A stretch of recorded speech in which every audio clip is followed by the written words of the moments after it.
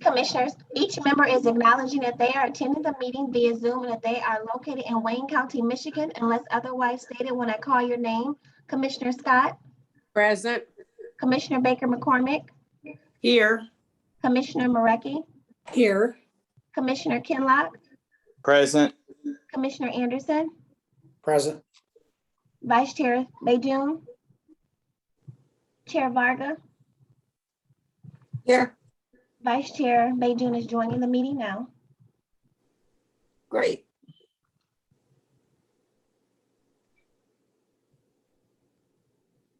Vice Chair Bejun, Here.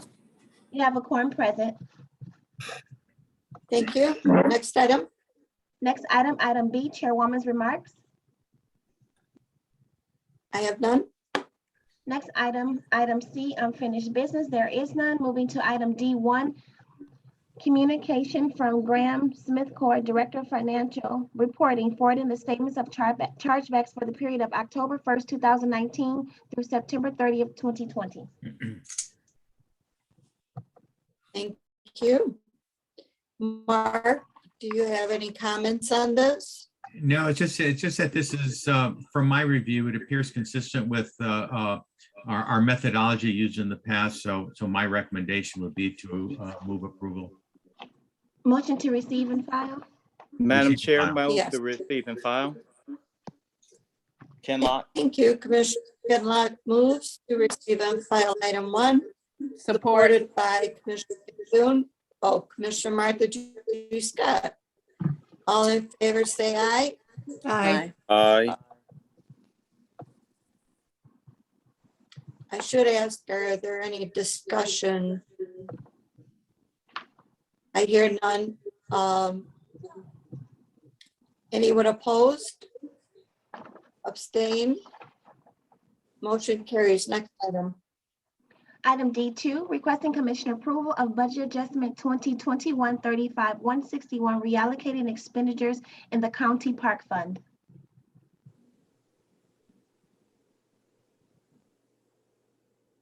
Thank you. Any discussion on this item? Madam Chair, move approval. Kinlock. Support. Marecki. Thank you. It's been moved and supported. Please call the roll. Commissioner Scott, Yes. Commissioner Baker McCormick, Yes. Commissioner Marecki, Yep. Commissioner Kinlock, Yes. Commissioner Anderson, Yes. Vice Chair Bejun, Yes. Chair Varga. Yes. Motion carries. Moving to item E3, requesting Commissioner approval of budget adjustment 2021-35-211, certifying revenue in the COVID-19 fund. Thank you. Discussion? Move to support.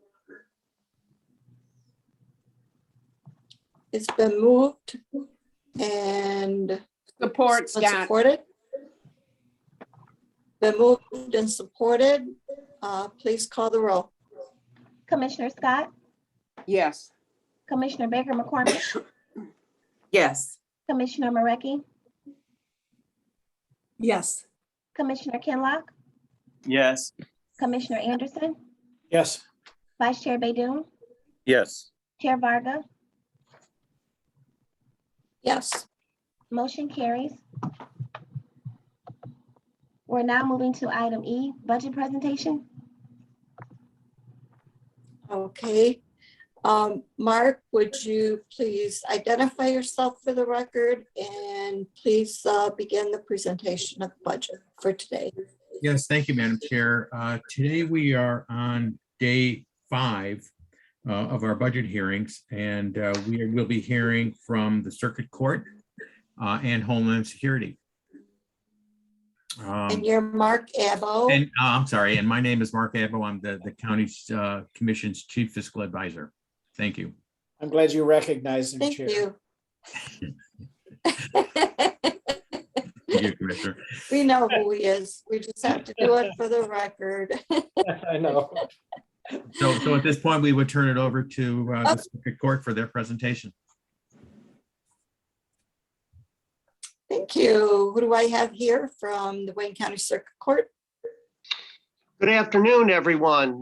This is Tim Kenny. I'm the Chief Judge here in the Third Circuit Court, and I think my colleagues are joining me. People from our CFO's office who can provide some assistance, perhaps, to answer some other more specific questions you may have. But Thank you. Welcome. You may begin. thank you. All right, so would you like me, is it okay to begin at this point? Please do. Okay, thank you. Let me start out by saying that certainly the pandemic that we have gone through has taught our court a great number of things. First and foremost, one of the things that we learned was that we have a great staff that are working here at the Third Circuit Court, and that they are very adept at pivoting to work on things remotely and to be flexible in order to provide the kinds of service to our Wayne County constituents that people expect.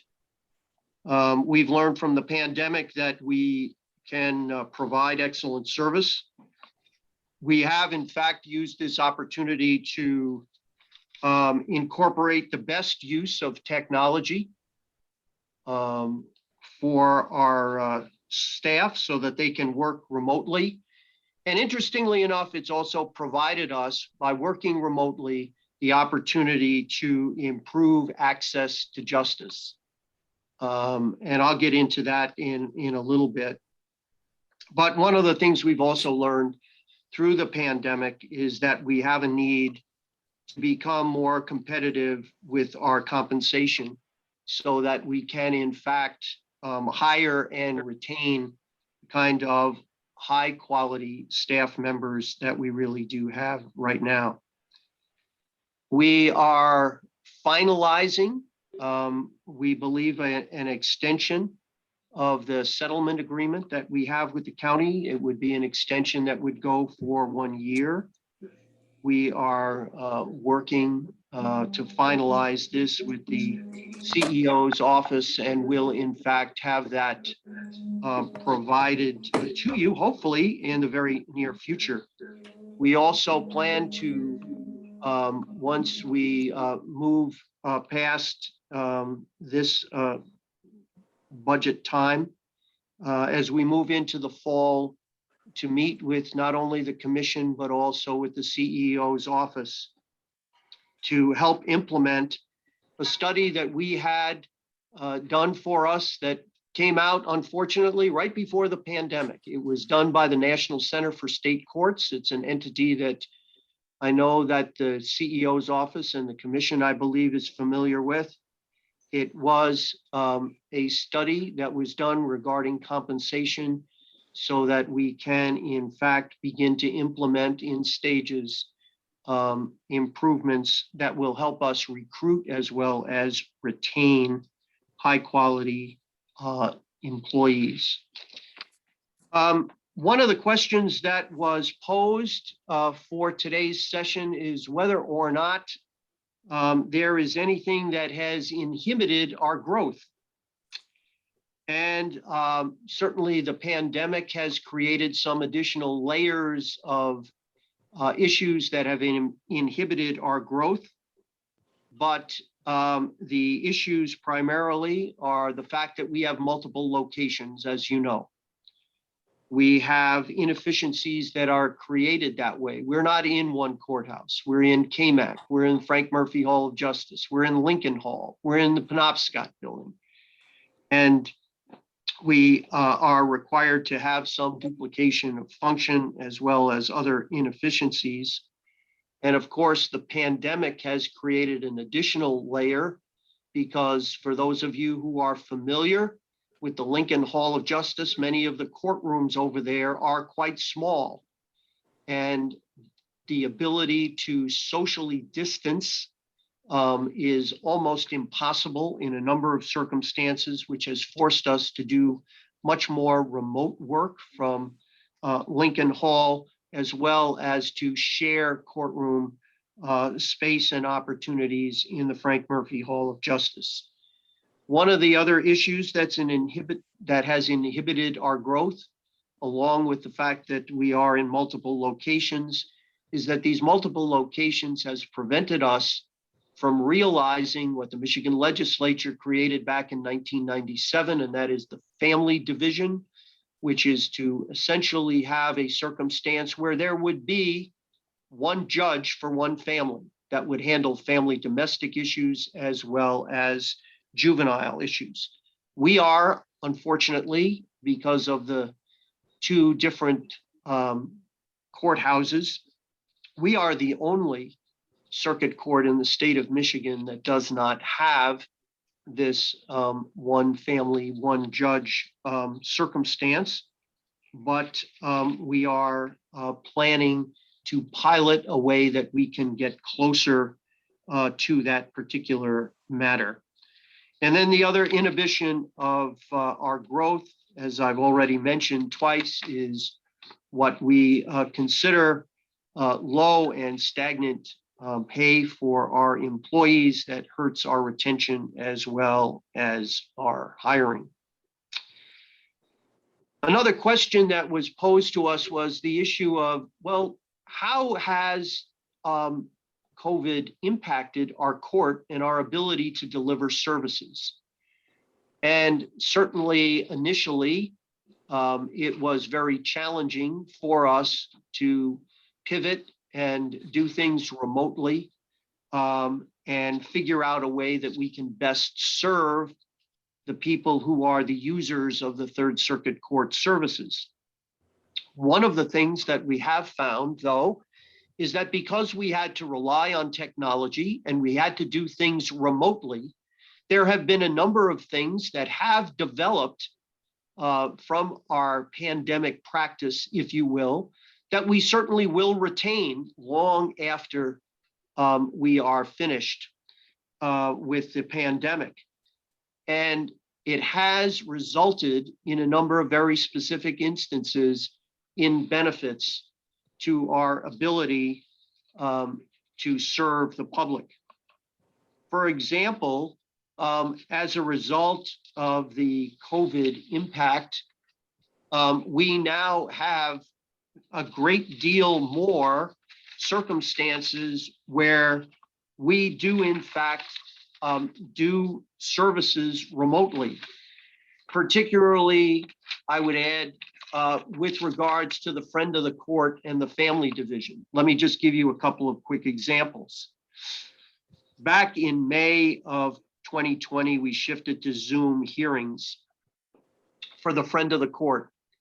And one of the things that we found as a result of shifting to doing things remotely, where people could attend hearings either by a tablet or their laptop or even their cell phone, we found that the appearance rate for these hearings with the friend of the court went up and went up significantly.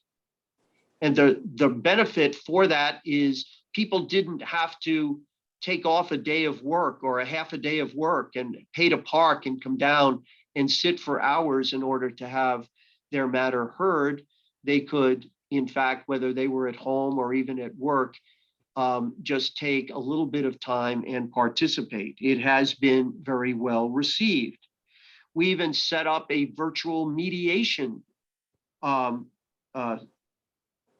opportunity where now the Wayne Mediation Center is doing that in family domestic cases where people can appear virtually. Also, personal protection orders no longer require people to come down to the courthouse and only do it between 8:30 and 4:30. That the PPO applications now are handled electronically. There's assistance that's provided through Michigan Legal Help. And this provides an opportunity for people, regardless of the time of day or day of the week, to submit and fill out the application form for a personal protection order. And finally, let me just indicate that as a result of the technology that the court has put into place, now at the front of the court, we have a virtual customer service. This was set up in April of this year. It has, in fact, resulted in our being able to serve hundreds of people each month, saving, once again, time and expense for people to have to come here to the court. So these are the kinds of COVID impacts that have, in fact, been positive. It has caused us to obviously have more of an expenditure. We have, in fact, used funds to provide the kind of technology for staff to work remotely. We've also had to set up to take care of staff and the public who may be coming to the court on a limited basis. The kind of health and safety provisions we have set up at Frank Murphy and at Lincoln Hall and over at Penobscot. We have health screening being done, temperature checking for people to make sure that we take care of everyone. We've also been doing during the pandemic the kind of deep cleaning when there has been COVID cases in the building.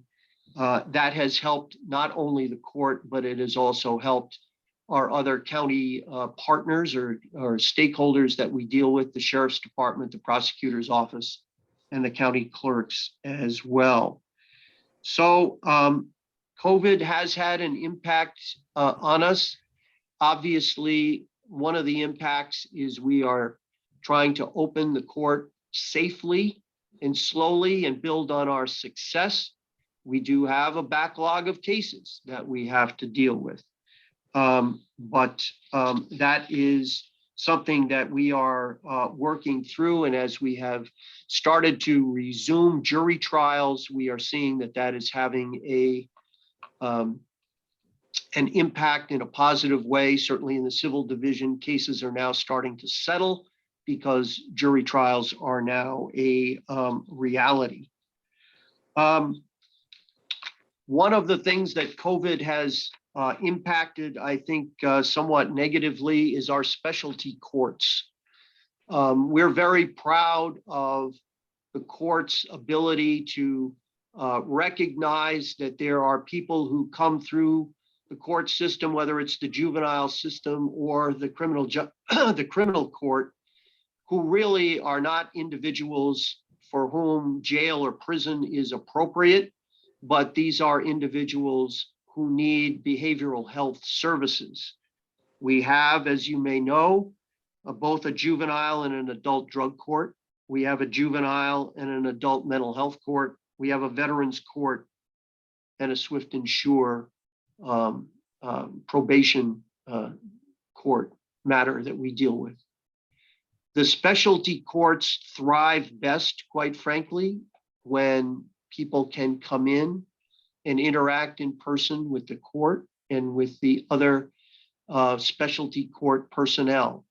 Because of COVID, that has been difficult. We've had to rely much more on a virtual system, and that has created a much more challenging circumstance.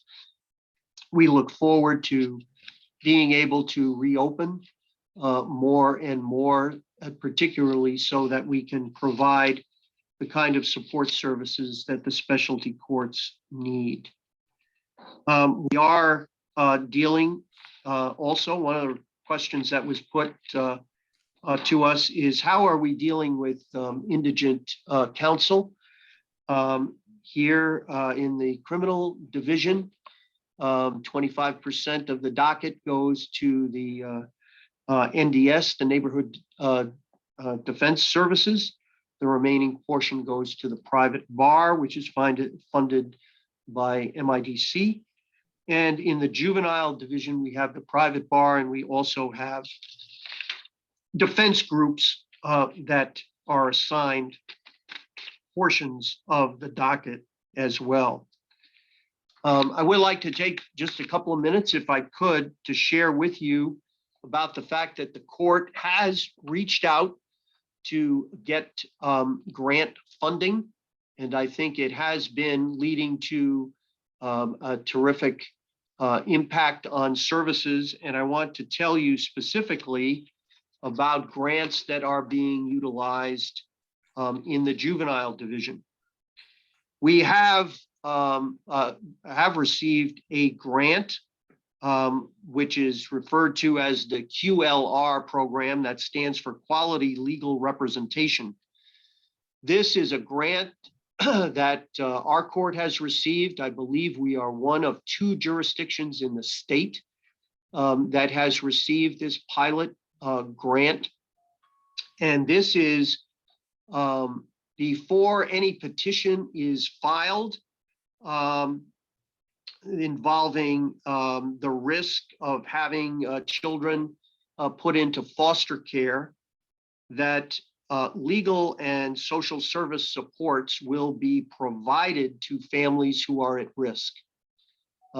Specifically, there are instances where maybe there's a single parent who loses their job and does not have outside support or family support, and they find that they're at risk of maybe being evicted, or they've lost their job and don't have funds to pay for utilities, and it's the winter and whatnot.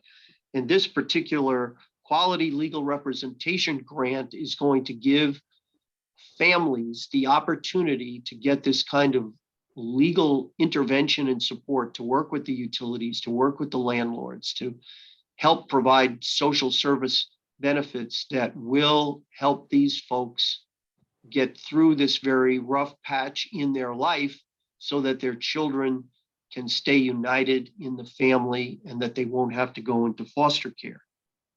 There's also a child and parent legal representation program, where legal representation for indigent parents who are seeking custody determinations when there's an open juvenile case can occur. So once again, providing the opportunity for us to provide legal services and legal representation will be a benefit as custody issues are being resolved. Also, there is a grant that the court has been awarded, and it's going to come to the commission for approval, and that has to do with what's the statute called Raise the Age. At this particular point in time, an individual who's 17 years of age is viewed as an adult.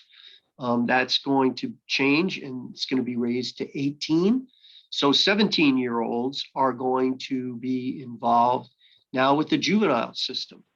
And that this Raise the Age grant that the court has is going to be used for services to coordinate with stakeholders in the community to provide assistance that we are seeking.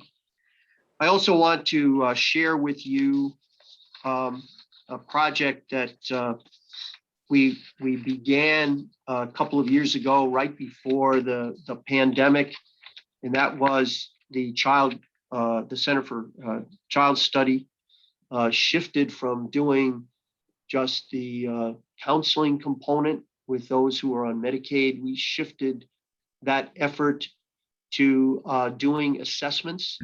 Assessments once petitions were filed in delinquency cases. The research and expectation that we've come to conclude will be helpful to juveniles and families is that by having an assessment at the beginning, there'll be a greater opportunity to determine not only the juvenile's needs, but other needs that may exist in the family, where early intervention can in fact prevent juveniles from going on to graduate from Lincoln Hall of Justice to the Frank Murphy Hall of Justice and adult crimes. The pandemic certainly has limited the number of cases that we've been able to do, but thus far, of those people who have taken advantage of this assessment tool, We have found that even after the petition has been filed, 52% of them have been diverted out of the juvenile delinquency docket. They've been diverted or have had their cases dismissed. So I think that is a bright spot that we have undertaken. We are, of course, moving to do as best we can with the resources that we have. And I hope you know, I've highlighted some of the things that we're most proud of that we've been able to accomplish here in the pandemic time that we're in, and also share with you some of the concerns we have about the need to sit down and discuss how we can retain and retain our excellent staff as well as hire new ones.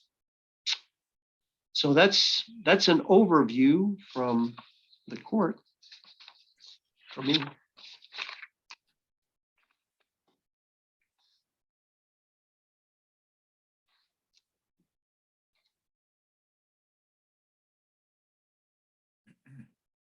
Madam Chair, you're muted.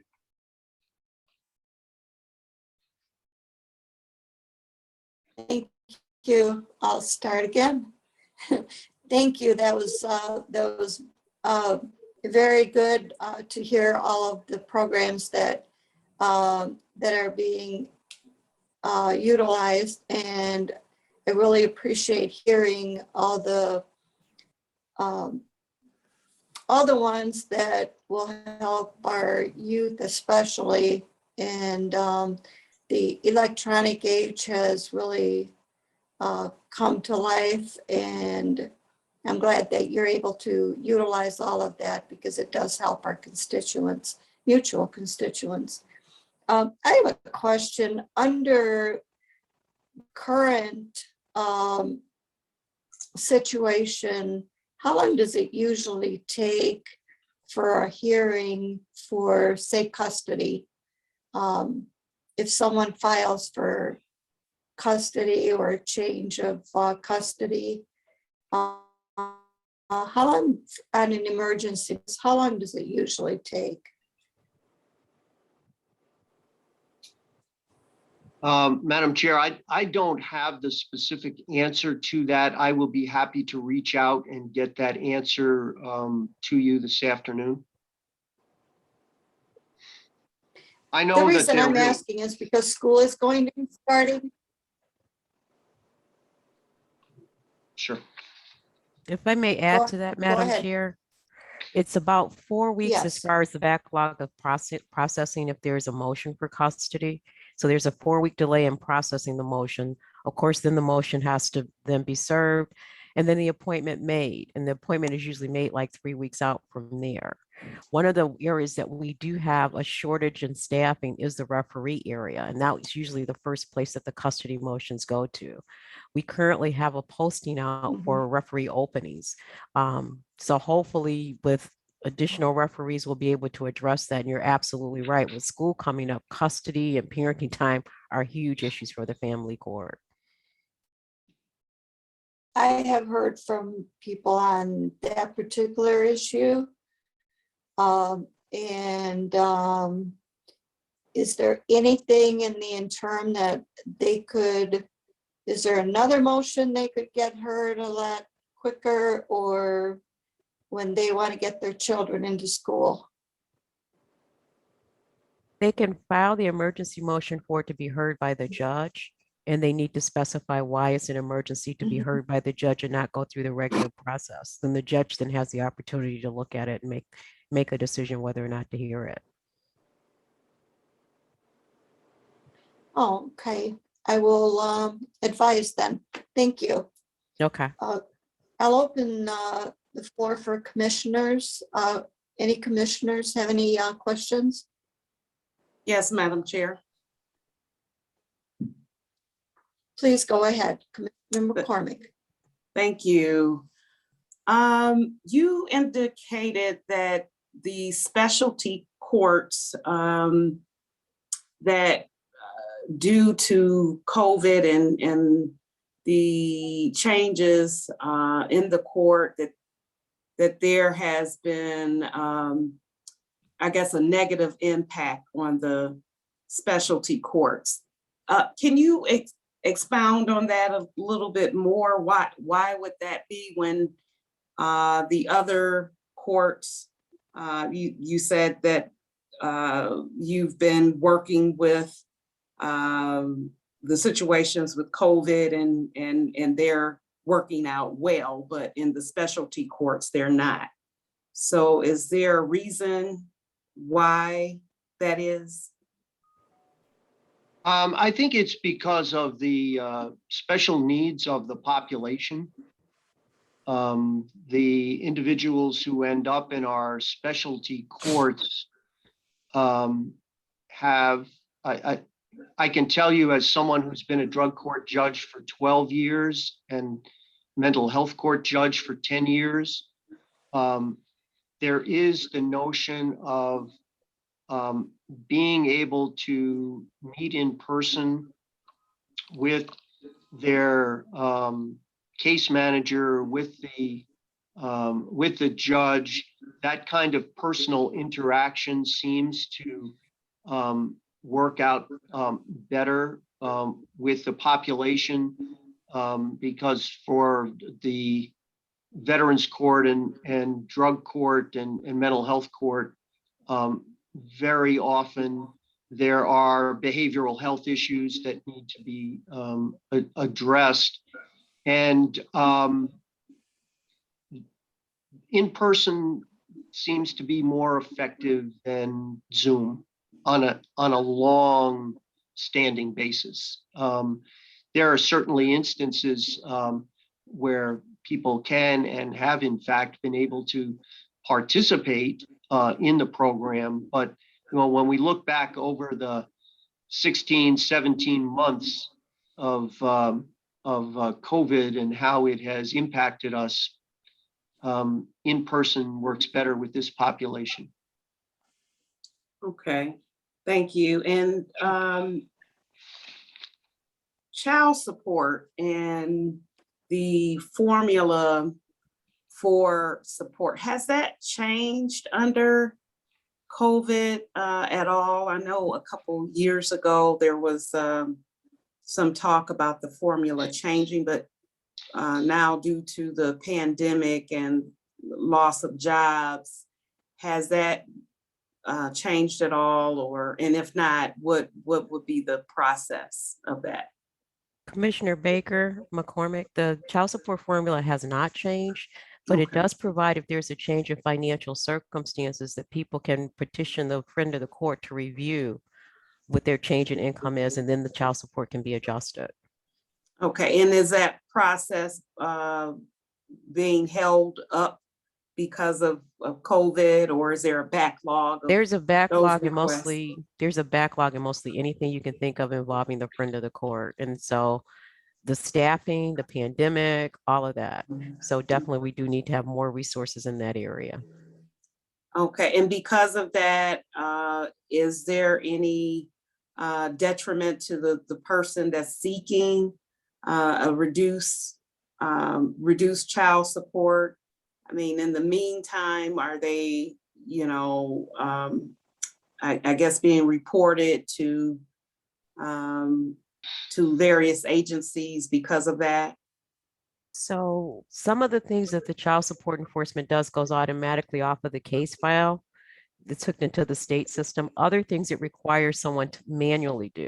The manual things, the staff looks at that and they realize the circumstances and they can control those. If a person, say for instance, is concerned about a credit report or something like that, they probably should contact the office as well to find out how to make sure that that's done properly. So it's not just reported that it's delinquent, but there's also some report that there's like a modification pending.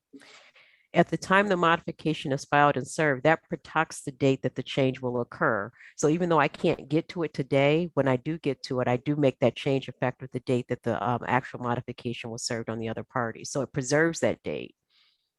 Mhm. But in the meantime, it could be reported as a negative impact to that individual. That is correct. Okay.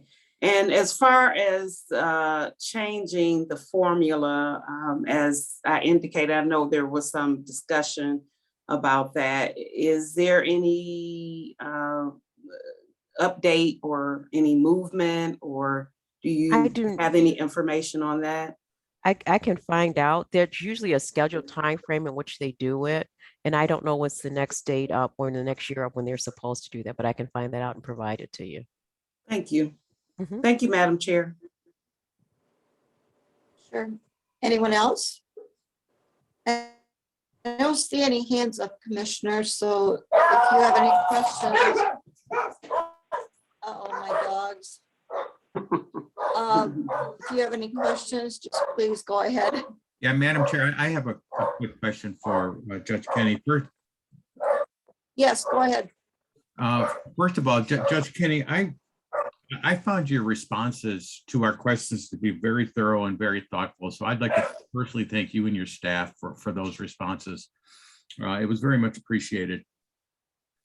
And this is a question that's similar to when we spoke to the sheriff. We're closely approaching completion of our criminal justice facility, moving from construction to occupancy, and that'll affect the court in a big way. I'm sure you're involved in planning for that. I know that we talk about 90 vacant positions that you now have. Do you think moving to the new court is going to help in that regard? I don't think so with regards to the moving into the criminal justice, the new criminal justice center. Actually, what we're going to certainly need is we're going to need more staff in the county clerk's office that can occupy the courtrooms that we're going to be moving into. But I think that it's really not going to give us the kind of efficiencies that, for example, the sheriff's department would see when they're going from 3 jail facilities down to 1. It's not going to help us, I don't think, enormously from a staffing standpoint. Let's see, what about you talk about the family division. I mean, is there a way to resolve that on a going forward basis? Maybe not this year or next year, but sometime going forward. I know that, the other facilities that we have, like at the Penobscot building, those are under lease, but at some point in time, those leases expire. Well, what we would really hope for would be to get the family division, domestic, and the juvenile division and the friend of the court all under one roof. That's how I think the matter would get resolved. That way we can realistically have one judge and all of the attendant support circumstances handling that case. We're trying to go forward. That's one of my goals, is that we pilot starting later this year, in sometime in the fall, trying to match up a judge from the family domestic division with the juvenile court, and have them work sort of in tandem so that things are handled with a great deal better communication and also greater knowledge of what's in the best interest of that one family. But quite frankly, the geographic distance is really a barrier. Having everybody under one roof would be a game changer. Well, I mean, we still need to do something, I'm assuming, with the Lincoln Hall of Justice. That's been a problem for many, many, many years. Is there discussion, again, on at least a going forward basis with how we want to resolve those issues?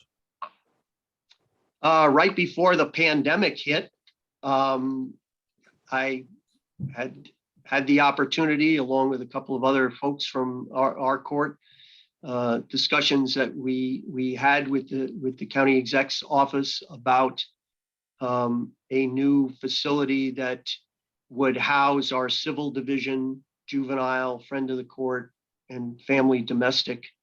That's got to be the long range solution, I would hope. I certainly echo your comments about the Lincoln Hall of Justice. It's a sad commentary, I think, where, you know, we obviously say that we care about children and the welfare of our children is very important to us, but then we bring them to a building that's pathetic. So, I think that we're certainly eager, quite frankly, to engage in conversation with the county about a new facility that would replace the Lincoln Hall of Justice. But we think that, quite frankly, that it ought to be done in a way that would incorporate the one judge, one family concept. I agree, Judge Kenny. Thank you very much. Sure. Madam Chair, this is Lynn Roberts. May I add one other point that to respond to Mark's question? You're on mute, Madam Chair. I was trying not to have you hear my dogs bark. Yes, Lynn, please go ahead and identify yourself for the record, and then going back after you, I need Miss Brown to identify herself and title for the record. Go ahead, Miss Roberts. Yes, Lynn Roberts, Chief Financial Officer for the Third Circuit Court. One of the things, one of your questions, Mark, was about staffing. And as we transition to the new criminal justice complex, the staffing there is not necessarily impacted by the vacancies. We do have vacancies there. Where we see the majority of the vacancies are at friend of the court. And as the chief and the court administrator have talked about in terms of the backlogs and the challenges at the friend of the court, a lot of that could be addressed as we begin, as we're able to fill positions. So I did want to note that the court staff, the judicial staff in those services are not as impacted as much, but friend of the court is definitely impacted by the large number of vacancies. Thank you. Thank you, Lynn. Thank you, May I- Miss Brown. Please identify yourself for the record. Hi. Thank you, Madam Chair. Zanelle Brown, Executive Court Administrator for the Third Circuit Court, and I spoke to the friend of the court issues, the filings for custody and such. Thank you. I have a wonderful clerk who keeps me on task and told me I did not ask you to do this. Okay, so we have a list of commissioners who are going to be asking questions in this order. Commissioner Anderson, Marecki. Thank you. Go ahead, Commissioner Anderson. Thank you, Madam Chair. Judge Kenny and all of the staff, especially Zanelle, I just wanted to say thank you for the job that you're doing for the people of Wayne County. And I've got a tremendous amount of faith in the court and what you guys do. With that said, I just wondered, Judge Kenny, if we are seeing any savings whatsoever from the use of Zoom for hearings, and that we had, I believe now you're doing some hearings back in person, if I remember correctly. But during that time that they were all done by remote electronic means, was there any savings that we saw from having those in-person hearings and previously?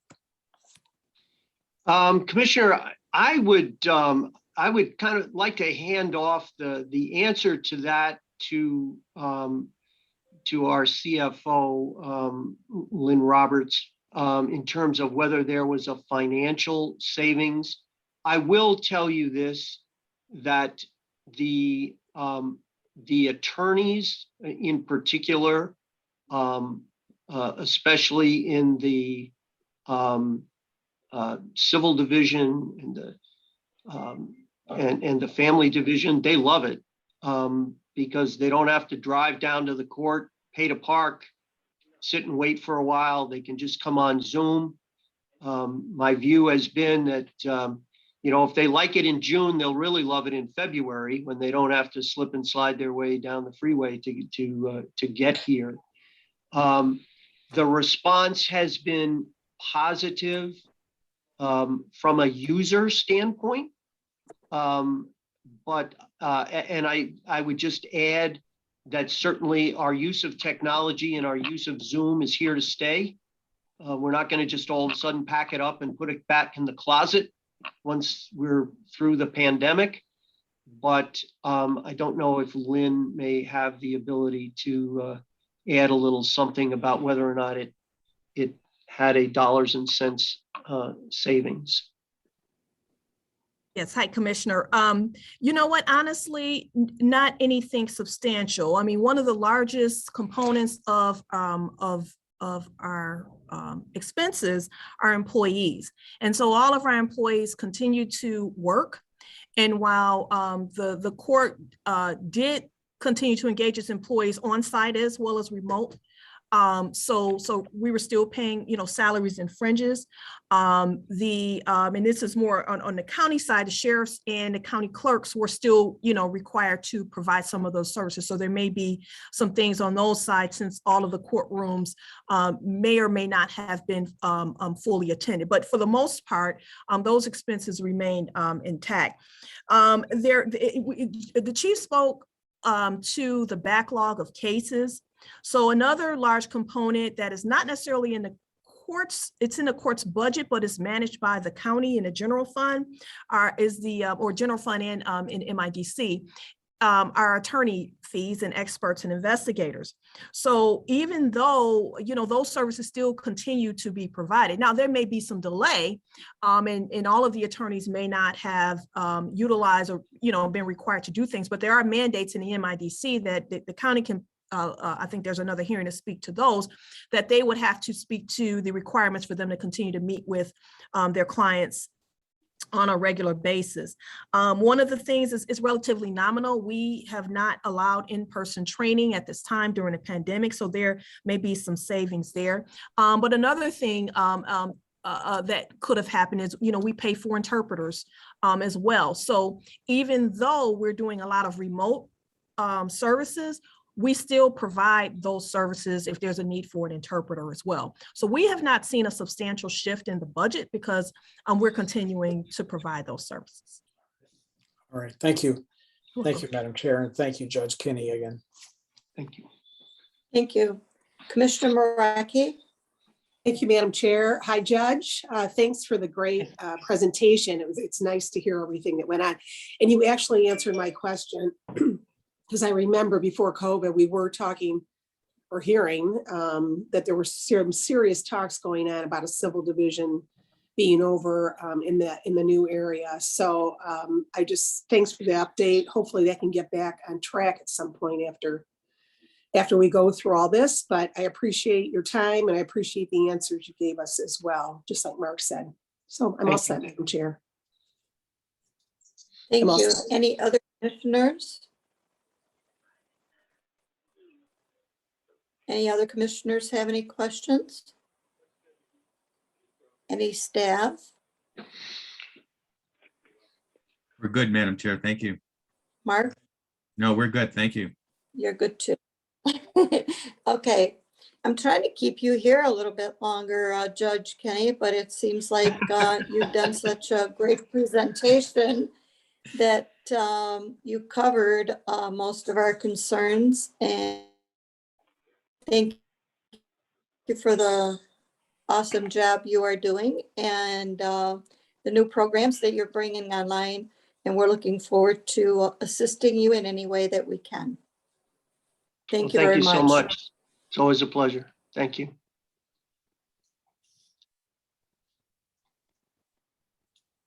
Next item. Madam Chair, next we have Homeland Security, and I see that our Director of Homeland Security, Tad Sturdivant, is with us. So the next presentation is from Homeland Security. Thank you very much, Mark, and good afternoon to everyone. Good Good afternoon. Good afternoon. Great. On the line with me, I have a few of my team members. I have Deputy Director Samar Jafer, Chief of Staff Danielle Elziak, our Finance Manager Brenda Monet, and one of our solutionary planners, Brian Herman. Before I get started, we're a very small department. I would just like to make sure I have the appropriate shout out for the rest of the staff who have been working so diligently all through 2020 and 21. And with the floods that just occurred in the federal declaration, we're all wearing multiple hats and spread out throughout the county doing multiple things.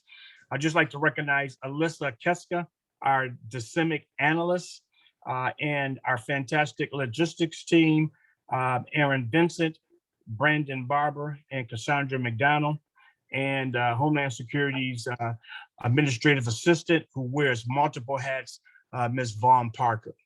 With that, I just want to talk about 5 or 6 things, and then I'll open myself up for questions from commission. First of all, Homeland Security Emergency Management is to provide emergency preparedness and training, disaster response, hazardous mitigation services to the general public and other governmental entities so they can be better prepared for emergencies, protect critical infrastructure, and preserve the environment for natural and man-made hazards.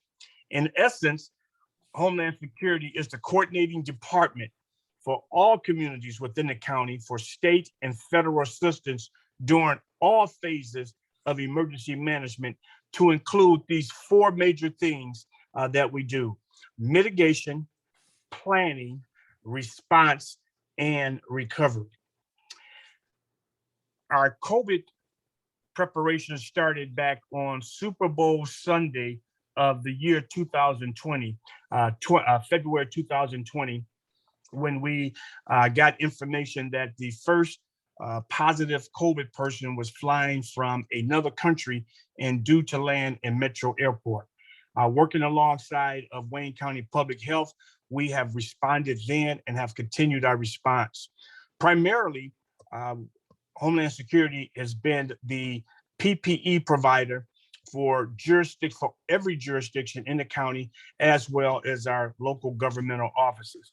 Just to give you just a few stats to let you know how much PPE we have taken in, inventoried, and passed out. Homeland Security has disseminated or passed out over 1.7 million face masks, 1.9 million pairs of gloves, 5,826 gallons of hand sanitizer, 38,815 gowns, 15,000 canisters of wipes, 12,730 face shields, and over 7,000 cleanup kits. We also assist public health in the security of the vaccine as we put in mechanisms once the vaccine arrives to the county. How is it checked in? How is it checked out as it goes to the vaccine sites, and how it comes back into the facility? In the midst of our COVID presentations and providing services, we also had to go through our biannual Fermi FEMA graded exercise, in which we have secondary responsibilities for the Fermi nuclear plant in Monroe County. And this spring, we were able to pass very successfully our Fermi FEMA nuclear exercises. And I'm very proud of that for our staff. I want to talk about just some flood responses, as that is one of the major things, along with COVID, that our department is currently performing. As you know, we had severe rain that started on June 25th that went all the way to June 26th. Our department started our preparation before the first raindrop fell, as we began to advise communities with flash flood warnings, providing them with information from the National Weather Service, and to get all of our communities in a preparation mode for what did turn out to be major flooding. At 4 a.m. on June 26th, our department was activated through flood monitoring by our Chief Executive Officer. And by 10 a.m., the department was given a briefing to the governor as well as the city of Detroit and the damages that had occurred throughout the county. At 2 o'clock on that same day, June 26th, we held our first local emergency managers meeting with all of the emergency managers in the entire county as a result of the flooding on June 25th and June 26th. And by 2:36 p.m., the governor had declared a state of emergency in our county. We set up damage assessment teams, and the county worked very diligently because damage assessment is what drives future declarations, such as the federal declaration that did occur.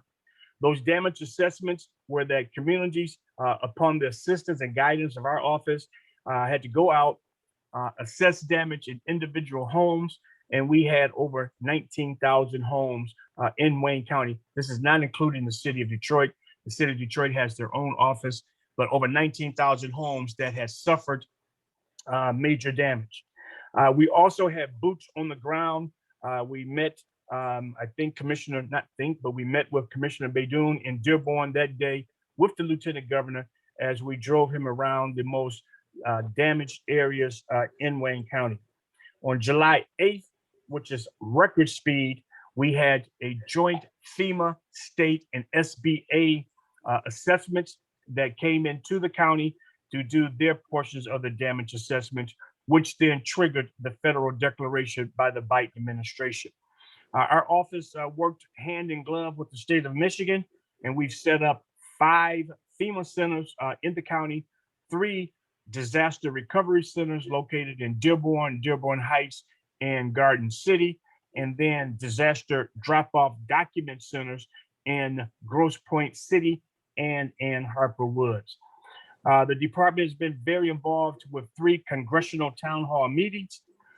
We've had an opportunity to come before this esteemed body to provide update on the floods in conjunction with Ms. Director Beverly Watts from DPS, as well as provide information for private organizations as well.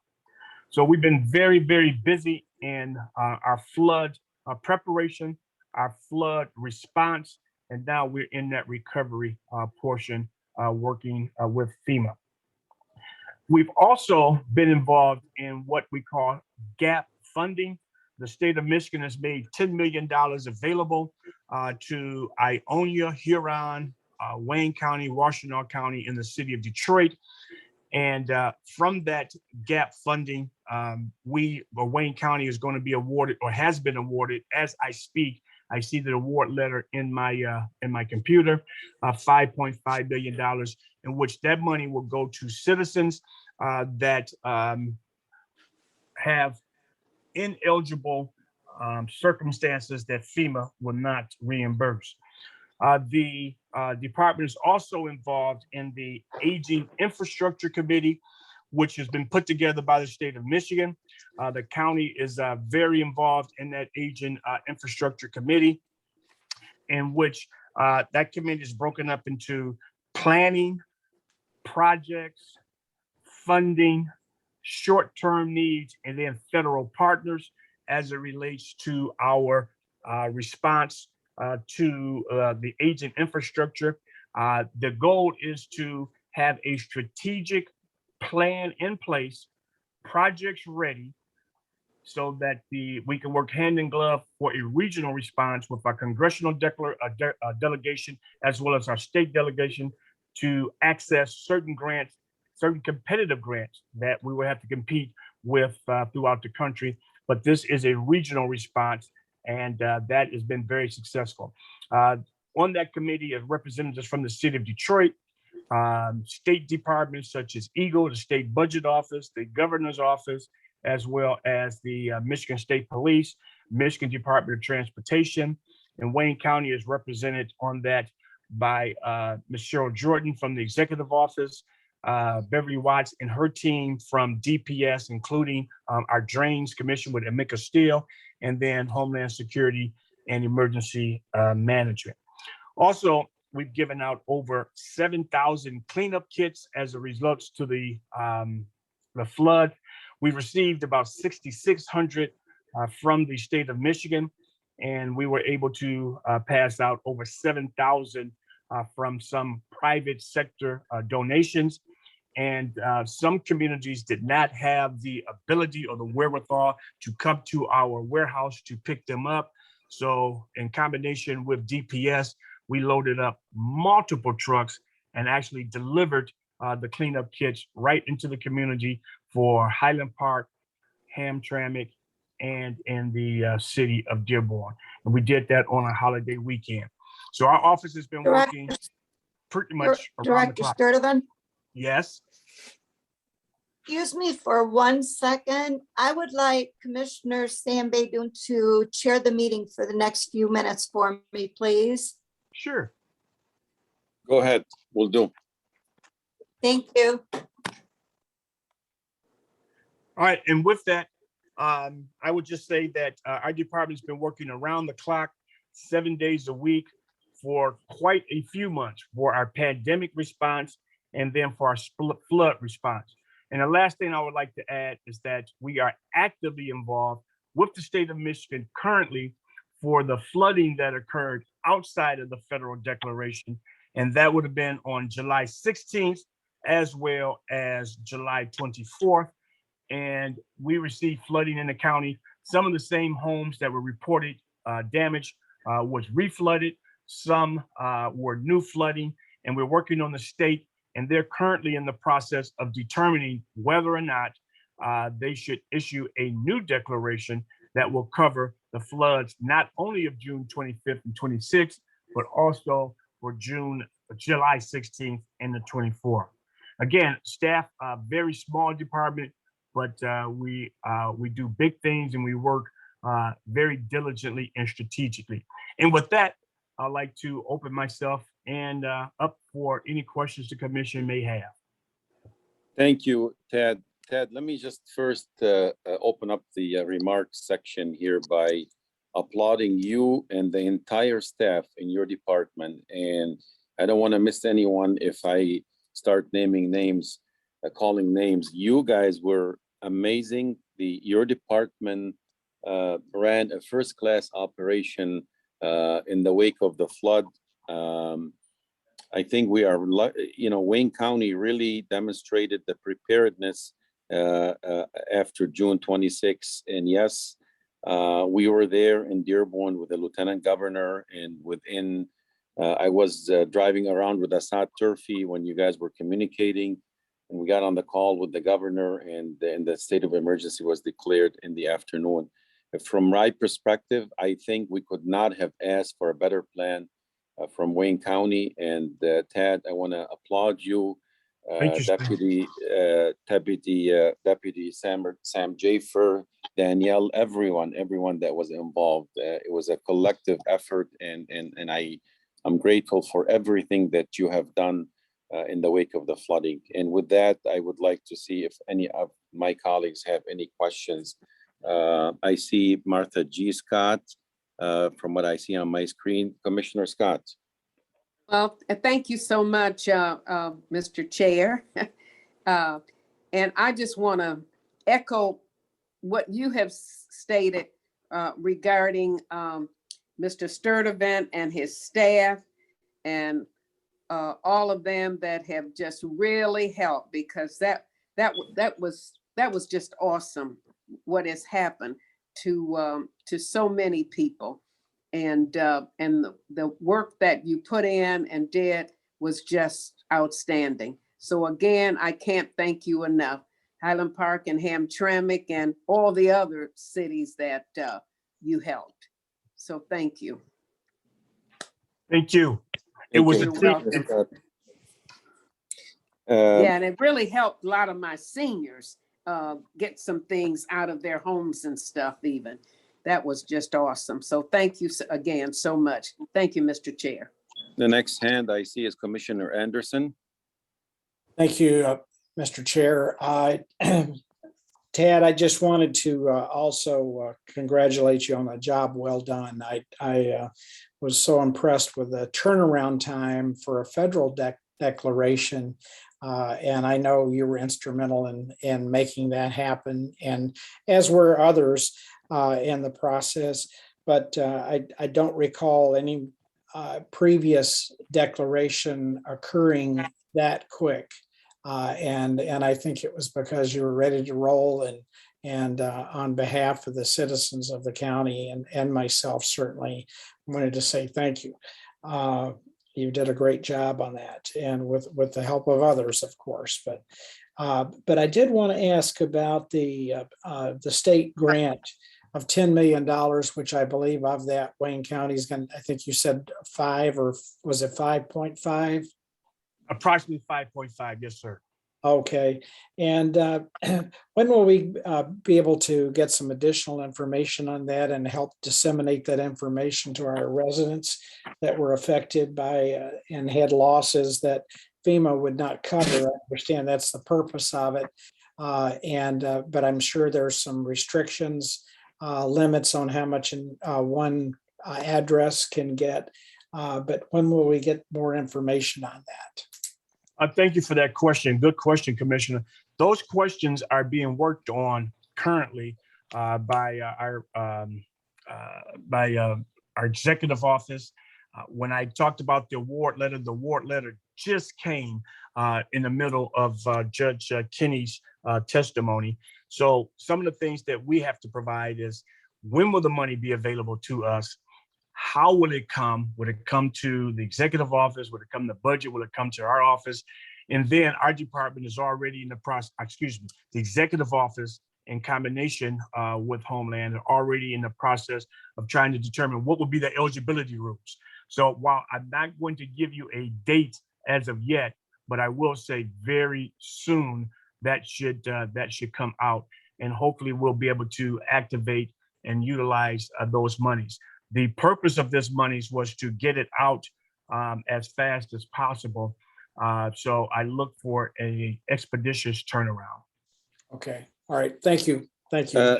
Ted, to that point, will this $5.5 million funding be available only to the people who were turned down by FEMA?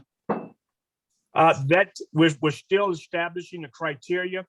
The state gave, in my opinion, very little guidance. They left it up to the jurisdiction so that they could conform it to their constituency as a result of the floods. The one criteria that the state did ask is that not to duplicate the funding. So if someone was getting funding from FEMA or getting funding for SBA, that perhaps this funding would not be eligible. So one of the things that the county is looking at is determining those FEMA funding eligibility requirements, and maybe making it accessible to those who items are not eligible. For example, mold remediation, drywall repair. When FEMA comes in and restores a home or a basement, so to say, they are stored essential items so that the home is livable and habitable, not necessarily replacing big screen televisions and other things. As long as it is essential, FEMA will handle it. So what the criteria that we're looking at is determining how we could augment that, and no decisions have been firm because we just found out how much money we received today. And also, businesses have already asked that if I received $5,000 from FEMA, but I really needed $37,000 from FEMA, would I be able to access some of this particular money? So those questions and decisions are still being worked on, sir. Okay, one more question on that point. So I'm assuming maybe perhaps income eligibility might be used as a guideline also, or no? That's something that right now FEMA is not using income guidelines. So I'm not exactly sure if that's going to be put in as a criteria. Okay. Do we have any more questions from, I see Chair Commissioner Meraki, do you have a question? Yes, I do. Thank Okay, you. Go ahead, Commissioner. Thank you. Tad, when you say that FEMA comes in and makes a house livable, you talking about FEMA monies, or does FEMA actually come into these homes and work on these homes? No. I'm speaking of FEMA monies. Okay, Definitely okay. FEMA money. I'm sorry. I was like, wow, I didn't know they did all that. So it's up to the homeowner then to get contractors or whatever they need to come in. They hire their own help or whatever, or do their own work. Yes, that is correct. FEMA does not do the work. Okay. And I'm just curious, what's in a cleanup kit? A lot of people ask me that question. So the one thing that is not in a cleanup kit is magic. And I say that all too well because there is a push broom, a mop, some sponges, some gloves, and cleaning supplies. And that's what comes in the kit. And but the one thing is, magic is not in there, so your house does not miraculously just get cleaned up. You still have to use the elbow grease and to get the assistance to make it happen. So Mr. Ajax doesn't like pop up and start cleaning the house. Yes, that's correct. Like the old commercials. Okay, well, thanks for everything you guys have done. And you're saying then the administration is probably going to be the ones that have to determine who qualifies for the $5.5 million. That is correct. And Okay. what will be the eligibility requirement? Yeah. And the state is leaving it nebulous because you have different communities that will administer, I call them grants, these particular grants. And the state did not want to come down to be so restrictive that what is good for one county is maybe not as good for the other county. Sure. Well, boy, what a year. I mean, all this ARPA money's coming in, all this, the money from the previous administration. There's so much work to do to distribute this stuff. Just one more question. What about the vaccine situation right now? Are we getting how much are we getting? I don't mean specifics, but has it really dropped the numbers that are coming into Wayne County as far as the vaccines, or like what's just an update? We handle the security of the vaccine. That's probably a better question addressed to public health. I don't have exactly how much is coming in. I do know that in some communities, and I can't speak for Wayne County because it's outside of my expertise, but as a result of the vaccinations slowing down, some people have a lot of vaccine on hand and they're not getting additional vaccine, so they're able to go through some of that vaccine. I know the state is also redistributing vaccine from some jurisdictions to another. For example, jurisdiction A could have an excess of vaccine and jurisdiction B might need some. So instead of getting it from the state, they're getting it from jurisdiction A. But that would probably be a better question for public health that would have all of those numbers. Yeah, sure. And they update us all the time. I'm on that committee. I just thought as you were here, but thank you for everything you're all doing. It's probably a huge learning experience this last year and a half, and it's just a lot of work. So thank you. Yes. Thank you. Commissioner Haddis, you're next.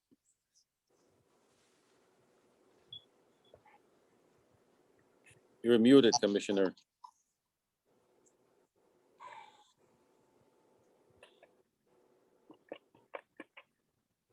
Commissioner Haddis, you're muted.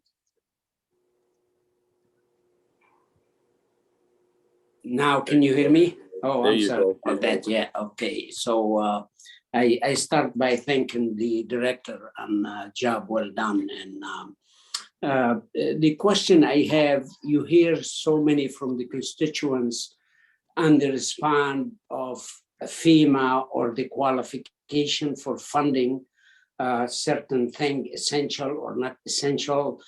And it raised one question in my mind. As your experience, I know you've been around for a long time in many different hats, but all of them in public safety and services. Is you ever evaluate the response of FEMA to situation like ours now? Because I hear people, they happy, they got what they want. And some people have this similar problem. They have the same flood and word been used differently, back sewage or flood. And technicality. Is the formula FEMA using, you see it as a need to be adjusted, or it's the human nature to complain if they don't get what they want? I need evaluation for that. Sure. Let me just start off with my experiences with FEMA. First of all, I've never yet seen a quicker response. That's just me personally, a quicker response to a federal declaration, as well as FEMA coming down and starting their inspection process. There are many FEMA resources that are in Wayne County walking the streets currently. You have the disaster survival group who walk on and knock on doors and ask people, do they need assistance, and fill out a claim right there on the spot. You have inspectors. You have now the intergovernment team that's going out to each particular local jurisdiction and talking to the elected officials.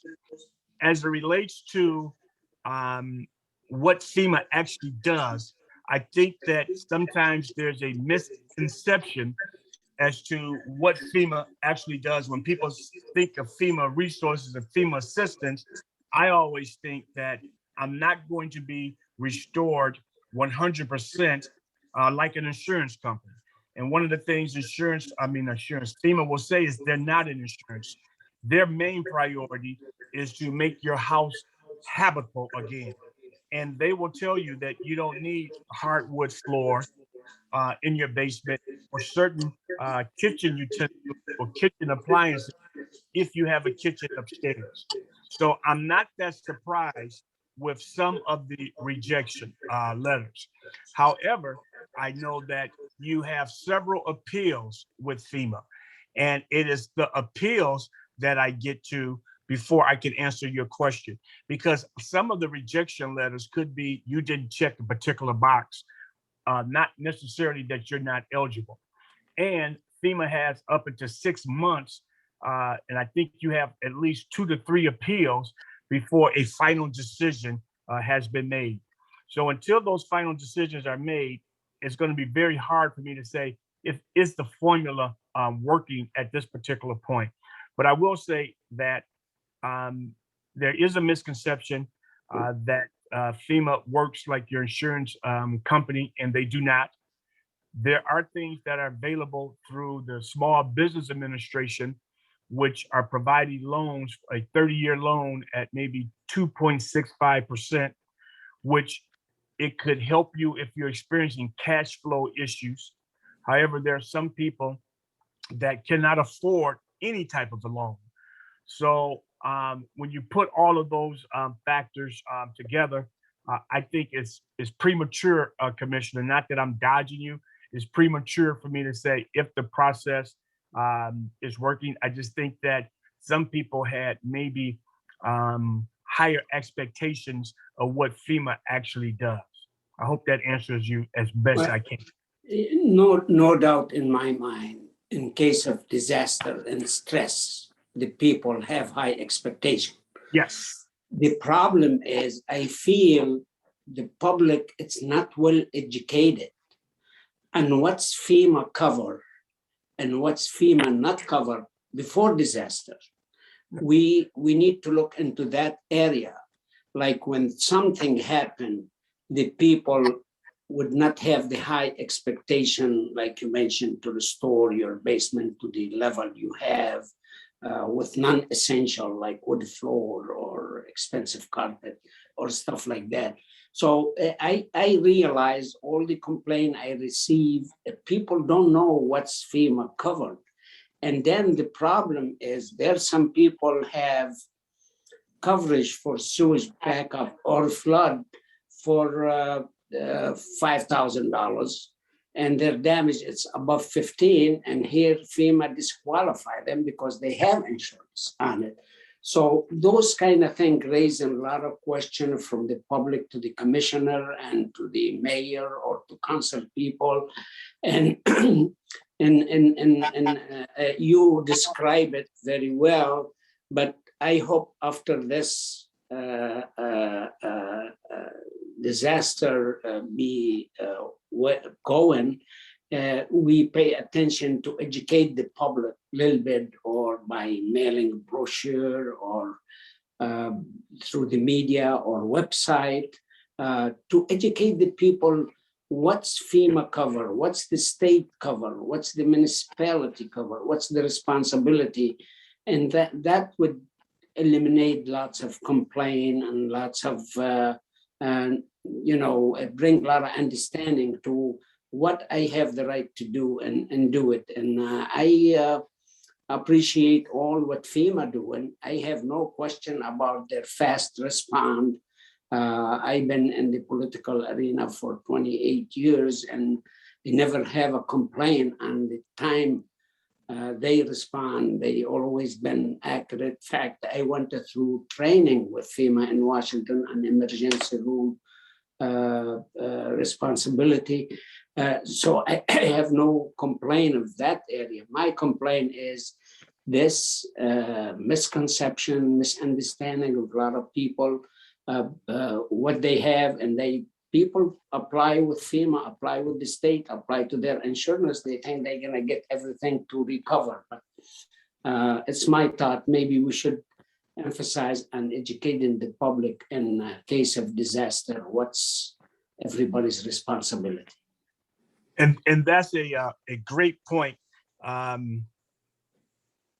Sometimes with different administrations, FEMA makes certain tweaks in their eligibility requirements because there's another president or a different president. So there are some things that are pretty consistent with FEMA. And one of the consistencies with FEMA is they won't allow double dipping. So if you do have insurance, they go right on to the next person. Or if you're eligible for this, you can't get FEMA. If you get FEMA, you're not going to be able to get other stuff. So when I think in terms of FEMA, and I think in terms of what is absolutely essential for you to live in your home. And those are the things that FEMA takes a look at. I know that if you have a basement and a bedroom, and if your bedroom gets flooded out in that basement, if you have a bedroom upstairs, FEMA will determine, or has determined in some instances, that that bedroom downstairs was not essential unless you were renting it out to someone. However, Commissioner, this is where their appeal process comes into place. So as citizens get that first denial letter, we should encourage all to appeal. First of all, fill out a claim and then appeal if you get a denial, because that can be changed at a different level. And then that's where the rubber sort of meets the road.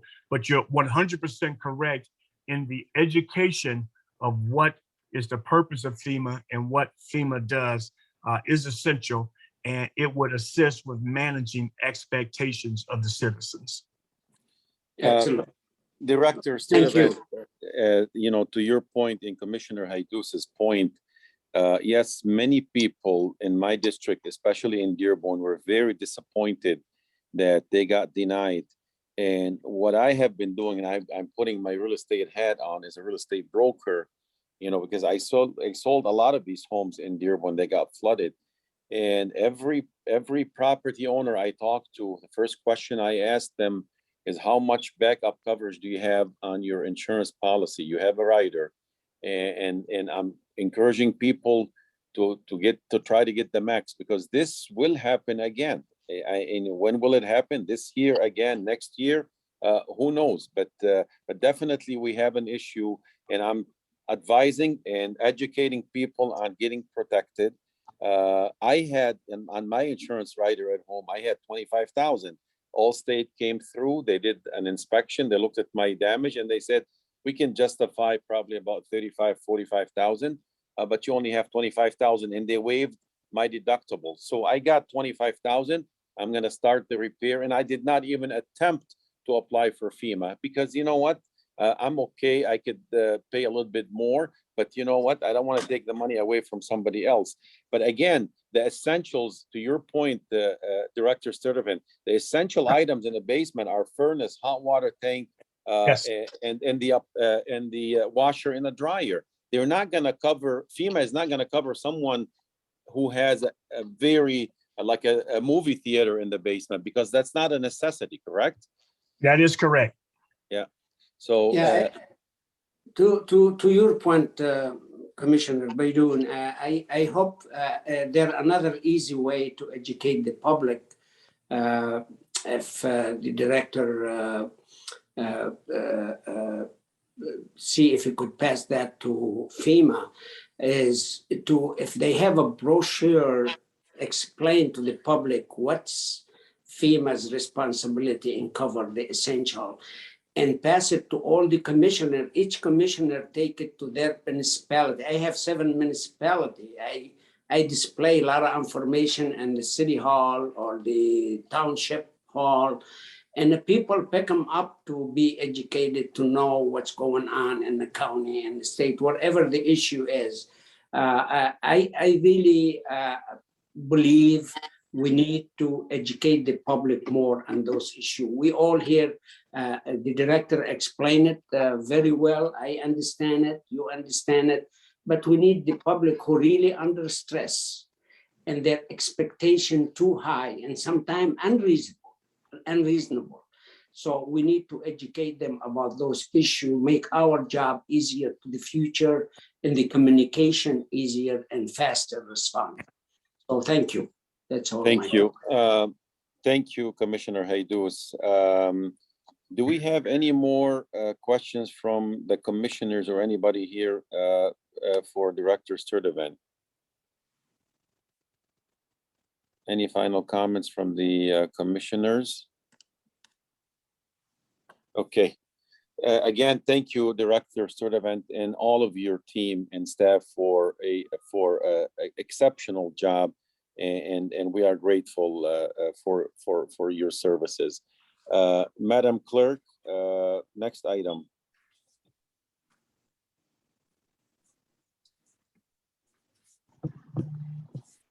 Madam Clerk.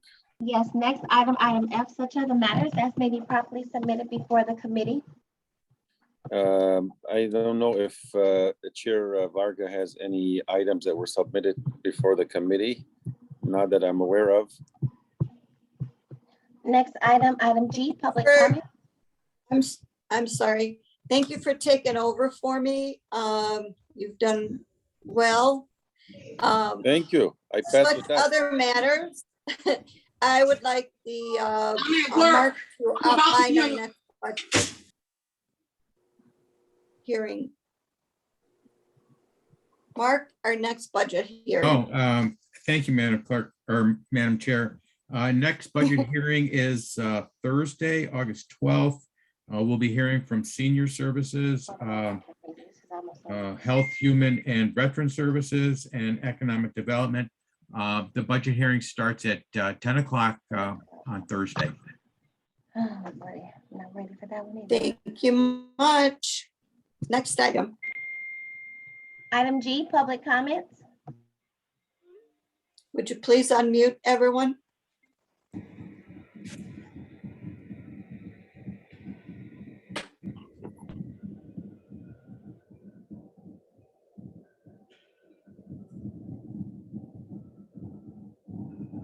Everyone has been asked to unmute themselves. Thank you. Any emails? No emails have been received. Okay. Anyone in the public wishing to comment, please state your name and go ahead and continue. Anyone from the public wishing to comment? If I may, Madam Chair, this is President Buffington of Local 1659. Yes, I know you Go all ahead. do not, I know you all do not speak back in regards to the issue. I appreciate so much how you all have championed all of the different locations of our bargaining units receiving monies. Wayne County, the budgetary committee, they've given you all information in regards to their budget.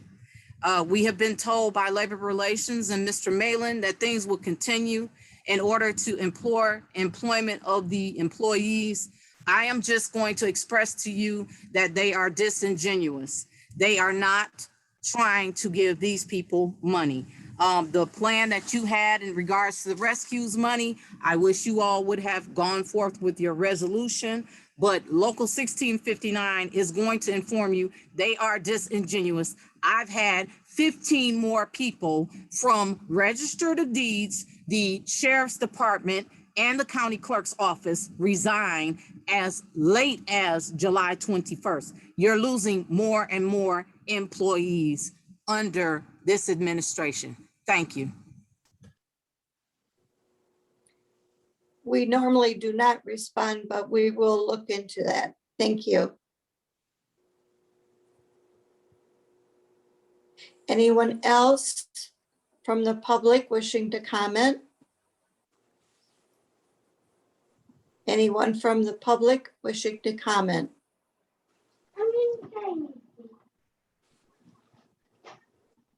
Well, there's someone, young voice. Anyone from the public wishing to comment? Last call. I hear none. Madam Clerk, next item. Item H, adjournment. Move So moved, adjourn. Madam Chair. Support. It's been moved and supported. All in favor, say aye. Aye. We're adjourned. Thank you. We'll see you Thursday.